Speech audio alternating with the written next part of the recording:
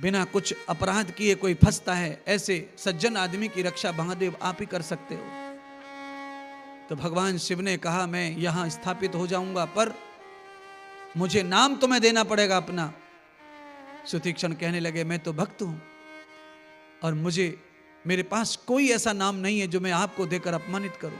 इसलिए हे परमात्मा, आपने इस राक्षस का वध किया है, धरती को पवित्र किया है। जो भी कोई आएगा आपके दर्शन के लिए और आकर के वो इस नाम को जानेगा, क्योंकि आप शंकर के रूप में आए हैं और भीमा राक्षस को मारा है, इसलिए आप भीमा राक्षस का ही नाम स्वीकार करो। भगवान शंकर ने कहा कि मेरे भक्त की जो इच्छा उसे पूर्ण करना मेरा कर्तव्य है। तो भगवान शंकर यहां भीमा नदी के तट पर भीमा शंकर नाम से ज्योति रूप में स्थापित हो गए। और शंकर महादेव ने स्थापना होने के बाद महत्तम बताया कि जो प्राणी निरपराध है और जेल काट रहा है, बंधन काट रहा है, षड्यंत्र के तहत गुंडे माफियाओं की ताकत के आगे उसका बल नहीं चलता, इस कारण शासन प्रशासन को खरीद कर किसी को जेल करवा दी है। ऐसे जेल में पड़ने हुए निर्दोष लोगों की रक्षा के लिए भीमा शंकर के रूप में मैं स्थापित हो रहा हूं। जो भीमा नदी पर महाराष्ट्र की पावन धरती में भीमा शंकर महादेव का दर्शन करेगा, जिसने कोई अपराध नहीं किया है और दंड भोग रहा है, परमात्मा महादेव उसकी काल कोठरी को तोड़ करके उसकी रक्षा करते हैं। ऐसा महादेव ने अपना महत्तम बताया भीमा शंकर का।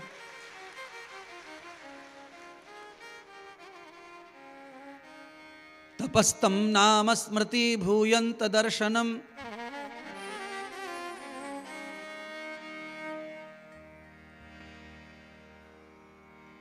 उसके बाद भगवान सूत जी ने 12 ज्योतिर्लिंग की कथा को आगे कंटिन्यू किया।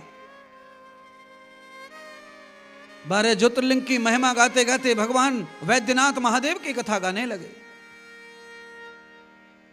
तो सौनक जी ने फिर पूछा कि भगवान शंकर का वैद्यनाथ नाम कैसे पड़ा और उसका कारण क्या है।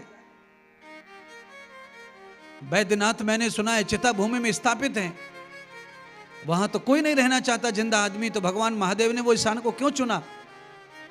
सारी कथा विस्तार से श्रवण कराइए। शंकर भगवान ने कहा, सूत जी ने कहा कि स्मरण करो भगवान शंकर का और कथा श्रवण करो। कहा सौनक जी, भगवान शिव जी का परम शिष्य था रावण।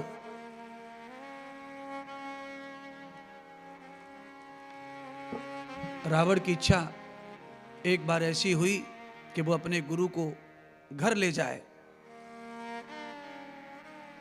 देखिए, अपने गुरु को घर लाने की इच्छा सबकी होती है, सबकी होनी भी चाहिए। जिसने गुरु बना लिया, जीवन में एक बार उस गुरु के चरण अपने घर पे जरूर पड़ने चाहिए, चाहे कभी भी पड़ जाए, हमारे मरने से पहले। एक बार भी अपने घर गुरु के चरण लग गए तो अपना गुरु करना सफल हो गया, माने भगवान अपने घर आ गए, अपनी भक्ति सफल मान के चलते रहना। सबरी के घर एक ही बार राम आए, सबरी का जीवन सफल माना गया है, गुरु कृपा मानी गई। गुरु गोविंद में अंतर नहीं है, राम और गुरु में अंतर नहीं है, श्याम और गुरु में अंतर नहीं है। गुरु को उसी रूप में माना है।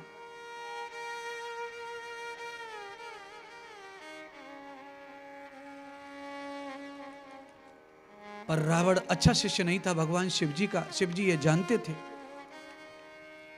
रावण का चिंतन अच्छा नहीं है। रावण जो मुझे लंका में ले जाना चाहता है, पर क्यों? और भगवान शिव जानते थे वो क्यों ले जाना चाहता है। रावण के मन में था कि एक बार शिव जी मेरे लंका में प्रवेश हो गए तो मैं लंका से कैलाश नहीं आने दूंगा, उनको अपने बल से लंका में रोक लूंगा। और शिव जी अगर मेरे साथ हैं तो फिर रावण को घमंड इतना कि राम को मारने में मुझे तनक देर नहीं लगेगी, सारे देवताओं को बस में करने में देर नहीं लगेगी, मुझे सारी दुनिया पर मेरा अखंड शासन होगा। शिव गुरु मेरे कंट्रोल में आ गए तो भाव अच्छा नहीं था। सेवा करने के लिए, प्यार करने के लिए, जमाने के लिए अपने गुरु को पूरी जिंदगी अपने घर रखो, अलग बात है। पर मेरे गुरुजी मेरे साथ हैं तो मैं इसको मार डालूंगा, उसको काट डालूंगा, ये सोचने वाले के घर गुरुजी नहीं जाएंगे, भगवान नहीं आएंगे। गलत काम करवाने की योजना से गुरु को, भगवान को मत बुलाइए। गुरु के द्वारा, भगवान के द्वारा गलत तरीके से गलत कामों में हाथ डालना बिल्कुल ठीक नहीं है। गुरु काहे के लिए बनाते हैं? अपन कल्याण के लिए बनाते हैं। भगवान को क्यों भजते हैं? कल्याण के लिए भजते हैं। जीवित मृत कल्याण हो जाए, मेरा कल्याण हो जाए, मेरे पूर्वजों का कल्याण हो जाए, जिनका अंश मेरे शरीर में उनका कल्याण हो जाए। इसलिए मैं गुरु सेवा, इसलिए भगवत सेवा करता हूं, इसलिए मैं दान, पूजा, सेवा, कथा, तीर्थ करता हूं। मैं सुखपूर्वक संसार करूं, संसार में रहूं, इसलिए मैं परमार्थ करता हूं। और यही सत्य है, यही करना है, यही सोचना है। इसको मारना है, इसको जीतना है, ये सोच के नहीं करना है। सदगुरु भगवान सूत जी ने कहा कि रावण ने कैलाश में जाकर भगवान शंकर की आराधना प्रारंभ कर दी।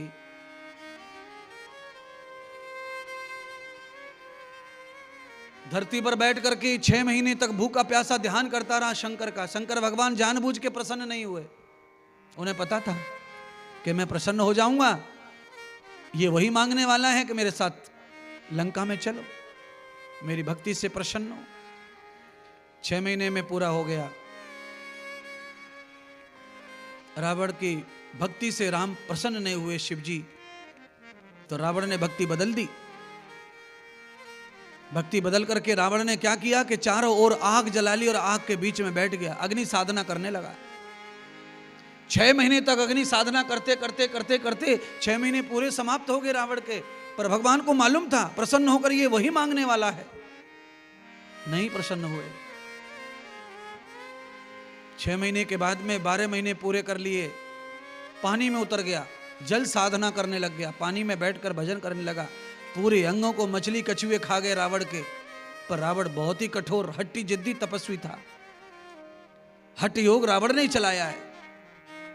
अष्टांग योग में पहले सप्त योगी थे भगवान को पाने के लिए, पर हठ योग रावण का दिया हुआ है।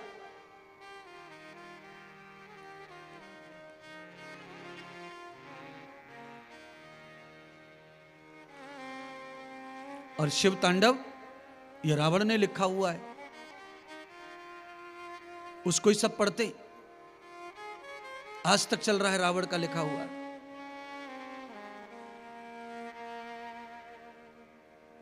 रावण ने जल साधना की, अग्नि साधना की, बाद में वायु साधना की, पर भगवान शिव प्रसन्न नहीं हुए। चारों साधनाएं भगवान ने फेल कर दी रावण की।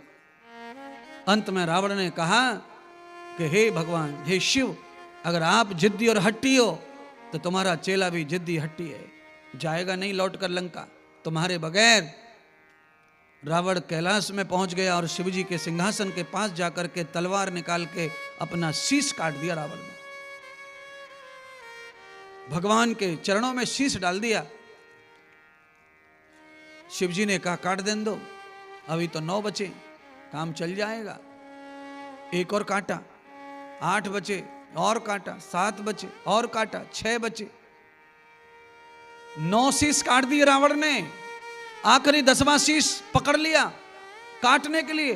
भगवान शिव सिंहासन से खड़े हो गए, तलवार पकड़ ली, बस बस बस। अरे मूर्ख, शीशार्पण कर रहा है, बलिदान। मैं प्रसन्न हूं, बोल क्या चाहिए, वरदान मांग ले।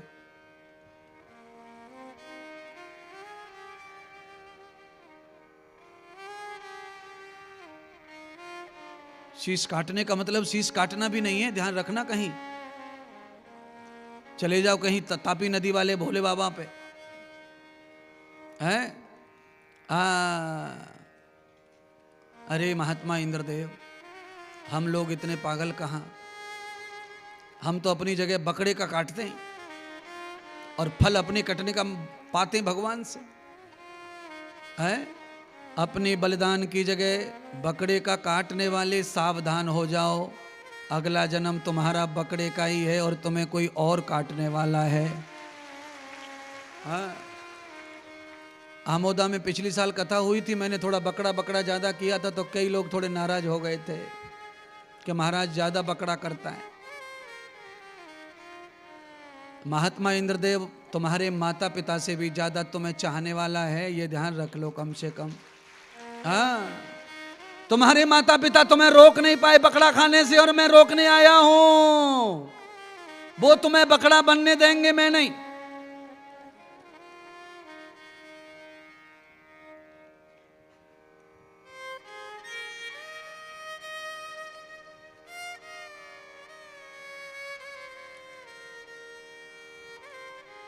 सबको संसार में रहना है, जीना है।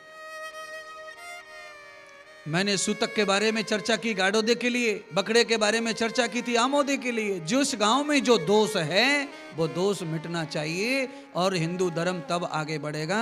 अगर ये दोष नहीं मिटेंगे, ये गलतियां नहीं मिटेंगी तो हिंदू धर्म आगे नहीं जाएगा। सारे धर्म आगे निकल गए, हिंदू धर्म पीछे कैसे हो गया? आगे तो हिंदू धर्म था, आगे तो सनातन था, फिर सबसे पीछे कैसे आ गया? जनसंख्या सबसे कम कैसे हो गई? मुसलमान बकरा खाता है पर मस्जिद में चढ़ाता नहीं है। भैंसा खाता है पर काटता नहीं है। मस्जिद में जाता है, हाथ धोता है, पैर धोता है, कुल्ला करता है, चाहे दिन भर कसाई का काम करता है, पर अपनी पवित्र जगह पे जाने के लिए वो अपने आप को निलाता धुलाता शुद्ध बुद्ध करता है। और तुम लोग तो मंदिर में ही जाके काट रहे हैं। जहां वो भगवान को, अल्लाह को भजते हैं वहां तो पवित्र रखते हैं कम से कम, चाहे वो मन से पवित्र है या नहीं है, तन से पवित्र है या नहीं, पर पवित्र जगह पे जाते हैं तो पवित्रता जाते हैं। पानी डालते हैं, मुंह धोते हैं, पैर तब रखते हैं देहरी में मस्जिद के, पैर धोते, हाथ धोते। और तुम लोग रोड पे खड़े होके, केला के खेत में खड़े होके पेशाब कर रहे, खड़े होके, और चलते चलते चलते चलते गांव में पहुंचे, हाथ भी ना धोए, पैर भी ना धोए, सब छींटे पड़े बाथरूम के पैरों पे, सब पजामा खराब हो रखा है नीचे से, सब छिटका छिटकी हो गया है। और किसी ने आवाज दे दी विट्ठल मंदिर पे आ जा भाई, आके चुप बैठ गए विट्ठल मंदिर पे, और हाथ में पेशाब लगा हुआ है।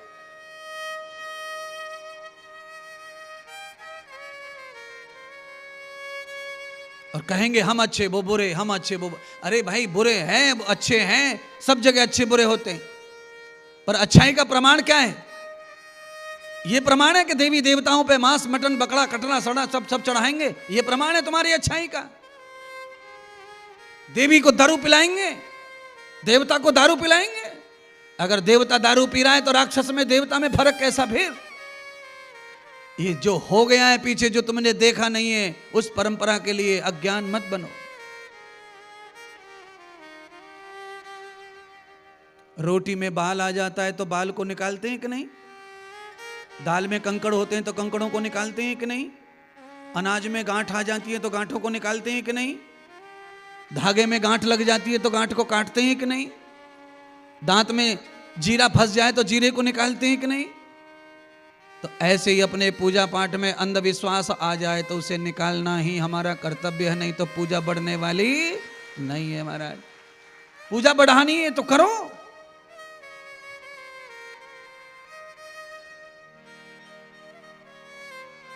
तो जो लोग चिढ़ गए थे उस समय आमोदा की कथा में ना, उन्होंने 3-3 बलि चढ़ाई गुस्से में।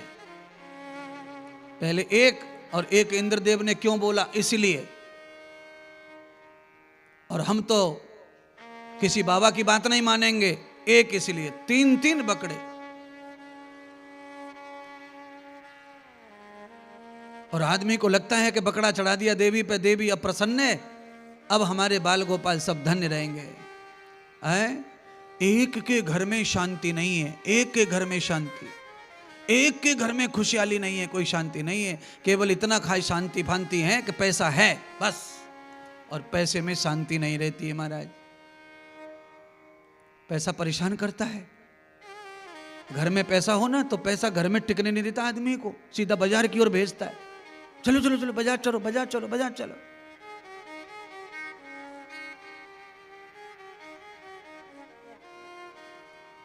पैसा घर में रहने नहीं देता आदमी को।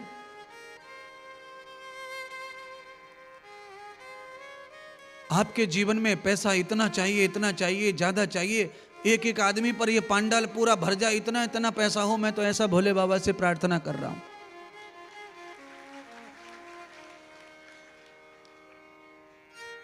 पर कुछ अंधविश्वास तो कम होने चाहिए, अछूतपन तो छूटना चाहिए, रूढ़ी क्रमिक परंपराएं तो छूटनी चाहिए।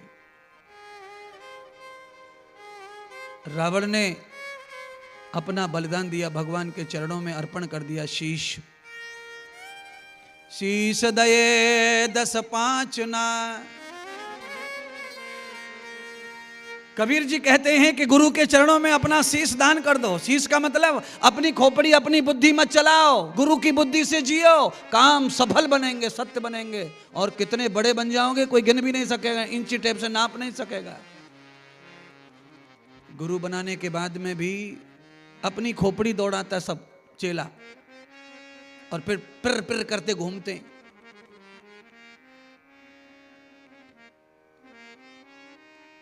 अब इसमें भगवान और गुरु जी क्या करें?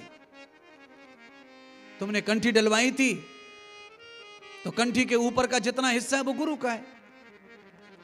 जहां तुम माला पहनते हो, माला के ऊपर ऊपर का हिस्सा गुरु जी को दे दो, शीश। और गुरु जी को जब शीश चढ़ जाएगा तो तुम शिष्य बन जाओगे। शीश चढ़ाए बगैर शिष्य बन नहीं सकते महाराज। ये चेला चंगाड़ तो लाखों सबके, इनका कुछ नहीं होता है। ये तो मिल गए तो हाव हाव कर दो, राव राव कर दो, जाओ भाई तुम अपने घर हम अपने घर, वही चल रहा है संसार में। कौन पकड़ के बैठा कस के गुरु को? सब मनमौजी जी रहे, जिसका मन वैसा पड़ता है वैसा करते हैं, जैसा पड़ता है वैसा सोचते हैं।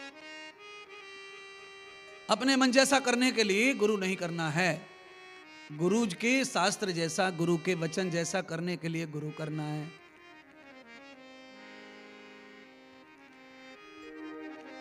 गाड़ोदा से सीधा जलगांव जाने के लिए जो रोड बनाया है सरकार ने, अगर हम सब लोग अपनी मोटरसाइकिल को सरकार के बने हुए रास्ते पे न चलाएं और अपने मन से खेत में चलाएं तो जलगांव कौन कौन पहुंचेंगे?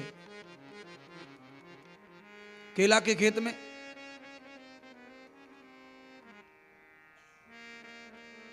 और ऐसा नहीं है कि रोड के बगैर नहीं पहुंच सकते जलगांव, खेतों खेतों भी पहुंच सकते। पर कितने संघर्ष, कितनी तकलीफें होंगी खेतों खेतों जाने के लिए। कौन सी मेड़, कौन सा डोर, किसका खेत पका, किसका कच्चा, किसका केला, किसका चना, किसका गेहूं, कैसी जाएगी गाड़ी? इसलिए जो रास्ता सरकार ने बनाया है वो तुम्हारे लिए सरल है। इसीलिए जो गुरुदेव बनाते हैं जीवन के लिए रास्ता वो सरल होता है, और जो खुद रास्ता बनाते हैं वो बहुत कठिन होता है। उस पर पार नहीं, उस पर अटकते हैं, क्योंकि जगह जगह पर संसार माया खड़ा मिलेगा।